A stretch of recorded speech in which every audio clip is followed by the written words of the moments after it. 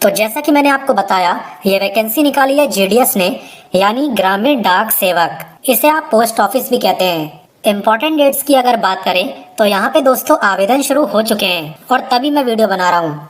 Apply करने की last date है 3 मार्च। हालांकि 3 मार्च का आप इंतजार मत करना कि मैं 3 मार्च को फॉर्म भरूंगा, क्योंकि आखिर के दिनों में बहुत ज्यादा बच्चे फॉर्म भरते हैं। फिर कई बार क्या होता है कि ट्रैफिक ज्यादा हो जाता है वेबसाइट पे और वेबसाइट अच्छे से काम नहीं करती। तो इसलिए अगर आपको फॉर्म भरना हो तो जल्द से जल्द भरना। कोशिश करना कि लास्ट डेट तक इंतजार ना करो। टोटल पोस्ट यहाँ पे काफी अच्छी है, 21,413। तो सीटों की कोई कमी नहीं है। एंड सबसे अच्छी बात मुझे लगती है इस गवर्नमेंट जॉब की कि यहाँ पे ना तो आपको एग्जाम देना होता है और ना ही कोई इंटरव्यू। इससे बढ़िया बात और क्या ही हो सकती है। तो चलिए नेक्स्ट बात करते हैं क्वालिफिकेशन की। यहाँ पर दोस्तों कोई भी 10वीं पास असिस्टेंट ब्रांच पोस्ट मास्टर, डाक सेवक और ब्रांच पोस्ट मास्टर के लिए अप्लाई कर सकता है। और वैसे तो दोस्तों आप किसी भी स्टेट के लिए अप्लाई कर सकते हो।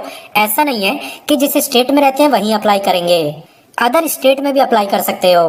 बस आपको एक बात का ध्यान रखना है कि आप जिस भी स्टेट में अप्लाई कर रहे हो उस स्टेट की लोकल लैंग्वेज को आपने एज अ सब्जेक्ट पढ़ा होना चाहिए। ठीक है, तो 10वीं में आपने मैथ, इंग्लिश और लोकल लैंग्वेज यानी उस स्टेट में बोले जाने वाली भाषा को अगर पढ़ रखा है 10th में, देन आप उस स्टेट में अप्लाई कर पाओगे जिसमें भी आप चाहो।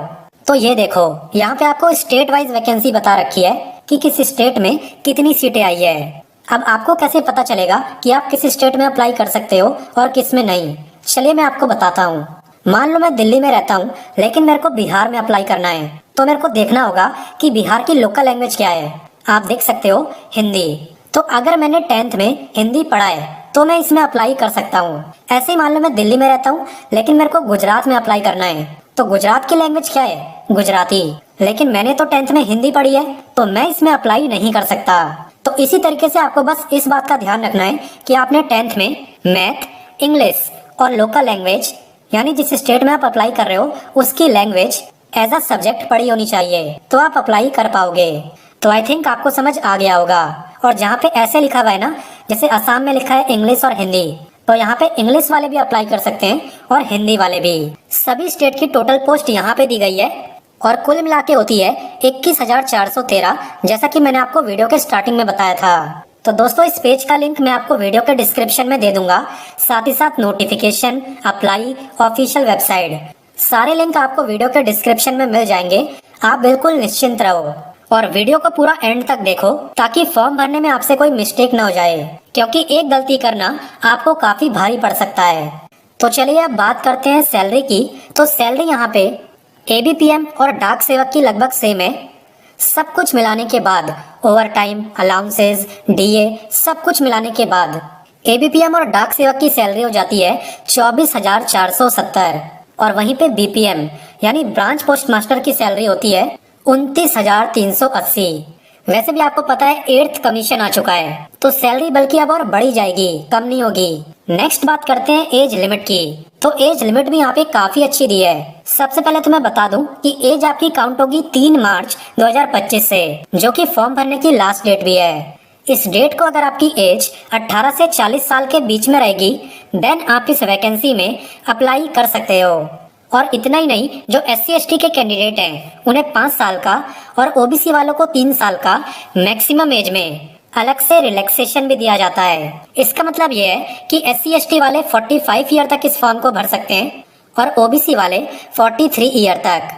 नेक्स्ट बात करते हैं एप्लीकेशन फीस की। तो यहाँ पे फीस भी ज्यादा नहीं है, गरीब से गरीब बच्चा भी इस फॉर्म को भर सकता है, क्योंकि जनरल, OBC और EWS की फीस है 100 रुपए। उसमें भी अगर आप SC/ST, फीमेल, एक्स सर्विसमैन या फिर फिजिकली हैंडीकैप्ड हो, देन आपकी तो कोई फीस भी नहीं है। तो चलिए अब मैं आपको बताता हूँ सिलेक्शन प्रोसेस के बारे में, जिसको लेकर बच्चों को काफी कंफ्यूजन रहती है। यहाँ पे दोस्तों सिलेक्शन डिपेंड करता है सिर्फ आपके 10वीं के परसेंटेज के ऊपर। जी हाँ, 10वीं क्लास में आपकी कितनी परसेंटेज आई थी, उसी के बेस पर यह सरकारी नौकरी आपको दी जाती है। काफी बच्चे सोचते हैं कि अगर कोई ग्रेजुएट अप्लाई कर देगा या फिर पोस्ट ग्रेजुएट अप्लाई कर देगा तो पहले उसे गवर्नमेंट जॉब मिलेगी। तो मैं बता दूं, ऐसा बिल्कुल नहीं है। 10वीं के बाद आपने कितनी भी पढ़ाई करी हो, उससे कोई फर्क नहीं पड़ने वाला। फर्क पड़ेगा सिर्फ 10वीं के परसेंटेज से। अगर अच्छी परसेंटेज है तो समझो आपकी सरकारी नौकरी पक्की है, आपको बस फॉर्म भरने की देर है। एक बार यहाँ पे अगर आपका मेरिट में नाम आ जाता है तो उसके बाद होता है आपका डॉक्यूमेंट वेरिफिकेशन, यानी कि वो आपके सारे डॉक्यूमेंट चेक करते हैं और अगर डॉक्यूमेंट भी सही निकलते हैं देन आपकी सरकारी नौकरी शुरू।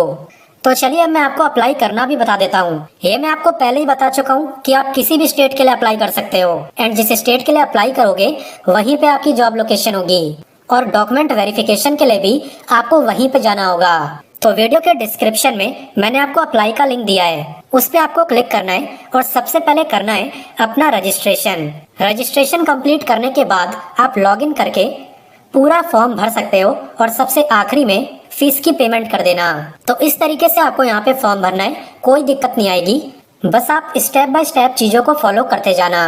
तो दोस्तों हर बच्चा इस गवर्नमेंट जॉब का इंतजार करता है लेकिन उन्हें बताने वाला कोई नहीं होता, इसलिए अब ये आपका फर्ज बनता है कि आप वीडियो को ज्यादा से ज्यादा अपने दोस्तों भाई बहनों के साथ शेयर करो ताकि आपके साथ साथ वो भी इस गवर्नमेंट जॉब का फॉर्म भरें और बिना परीक्षा दिए सरकारी नौकरी ले लें। और अगर आपको हमारे समझाने का तरीका अच्छा लगा हो तो वीडियो को एक लाइक भी कर देना, क्योंकि आपका एक लाइक करना मुझे 10 गुना मोटिवेशन देता है और मन करता है कि इससे भी अच्छी गवर्नमेंट जॉब मैं आपके लिए ढूंढ कर लाऊं।